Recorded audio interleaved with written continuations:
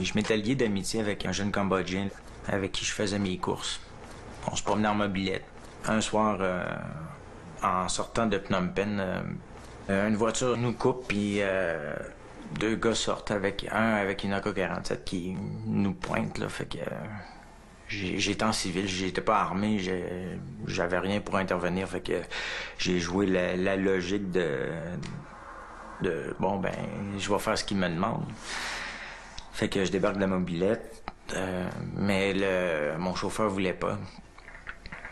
Puis il y a eu une discussion, le ton de voix a monté, j'insistais mon chauffeur à débarquer, là, je le tenais par le bras pour qu'il débarque. Puis il voulait pas. Puis finalement, ben, c'est là que c'est arrivé, c'est là que j'étais mort. Dans ma tête. Le coup de feu est parti. Ça fait un éclair à cause du feu du canon. Là, pour le type d'arme que c'est, ça fait ça.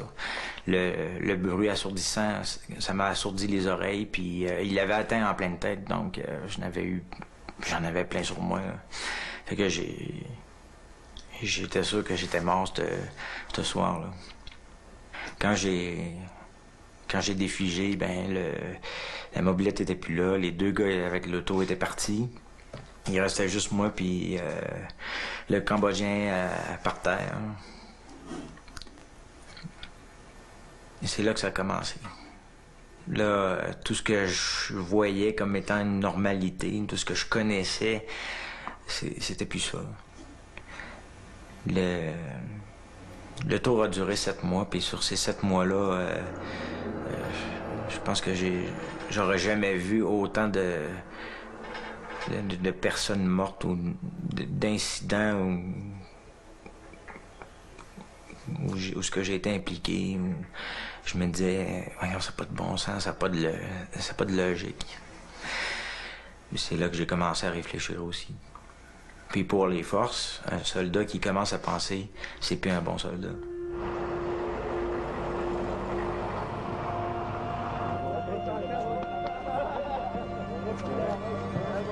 After the liberation, the officer turns around to the hostages and says, "Is there anyone who is sick or feeling sick?" First of all, a soldier does not admit publicly that he is sick. He's not going to say it in front of 20 other soldiers, especially not infantry, that he's sick. That's a sign of weakness. That's like saying I'm a weakling. Il y a une loi non écrite là, dans l'infanterie, c'est que si t'es malade, c'est parce que t'es faible. Si t'es faible, c'est parce que t'es lâche. Fait qu'à quelque part, j'ai comme pris ma pilule, puis j'ai continué sans rien dire. It's gonna happen whether you want it or not. Even if you close your eyes in the dark, it's gonna happen anyways. You know, it's like the ghost coming out of the closet. If you close your eyes and you hide behind your blanket, maybe it won't come out. Well, guess what? PTSD will come out, even if you close your eyes. And even if you pretend it doesn't happen, it's gonna be there.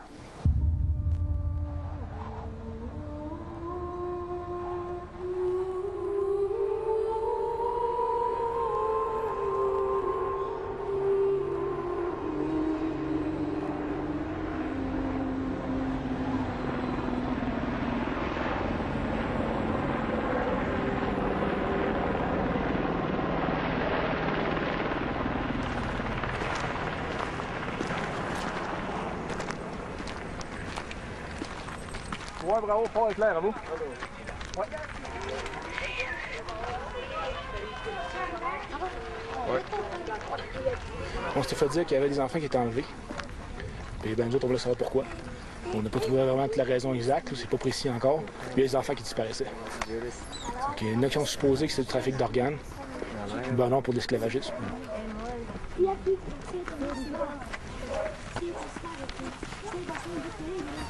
Côté post-traumatique, non, ça me fait pas peur du tout.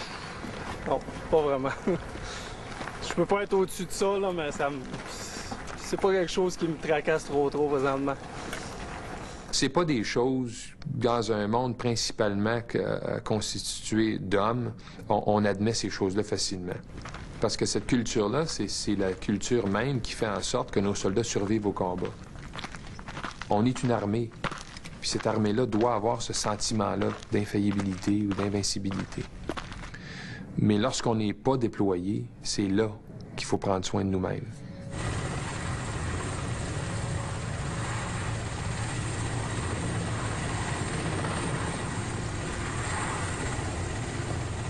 Moi, j'ai été chanceux. J'étais officier dans les forces canadiennes, j'avais beaucoup de flexibilité, beaucoup de liberté qu'un caporal dans un bataillon d'infanterie n'a pas. Donc cette liberté-là m'a peut-être permis d'embarquer sur le chemin du retour un petit peu plus vite que les autres. Moi, ma première et seule mission de paix complète, ça a été de servir au Rwanda.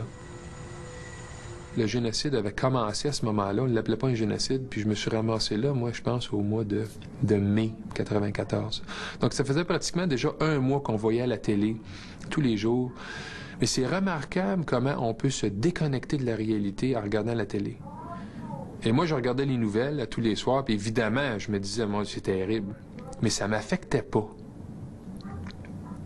Mais quand tu passes 10 mois et demi, pratiquement 11 mois là-bas, et que tu reviens, et que là, ces scènes-là te hantent à tous les jours, là, tu te dis, il y a une différence entre la télévision puis le réel.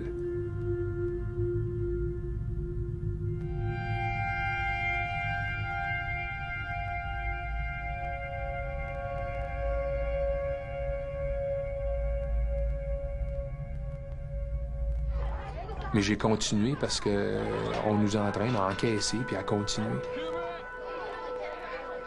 On laisse ça aller, on ignore, mais la condition se détériore. Et donc, moi, c'était en 99 finalement. Donc, pratiquement 5 ans après mon retour du Rwanda, après maintes reprises d'avoir essayé d'aller chercher de l'aide, que finalement, une aide m'a été apportée et j'ai commencé à embarquer sur le chemin du retour. Parce que je pense que je suis toujours pas revenu du Rwanda. Mais je reviens tranquillement pas vite.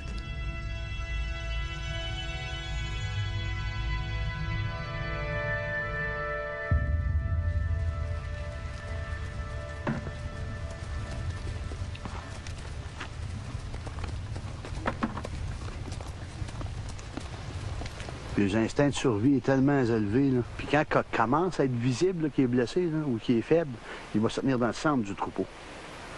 Pour pas avoir de l'air faible. Puis eux autres, ce qu'ils vont faire, ils vont mordiller la plus faible. Ils vont y arracher le poil jusqu'à temps qu'elle s'est au cuir. Puis après ça, ils la mettent de côté. Parce qu'elle est plus faible. La raison, c'est simple. S'ils se font attaquer, c'est elle qui y passe. C'est animal, ça. Mais si on regarde dans le système militaire, c'est pas beaucoup mieux, là. Aussitôt qu'il tombe malade, on le met de côté. On va l'ostraciser, on va le mettre de côté, jusqu'à temps qu'il vienne vraiment malade. Ils viennent de faire une enquête dans l'armée pour dire qu'il y a à peu près le même taux de monde qui sont malades dans l'armée que dans le civil. Peut-être bien 2, 3, 4 de plus. C'est normal. Ils en ont jeté comment de centaines dehors depuis 2-3 ans.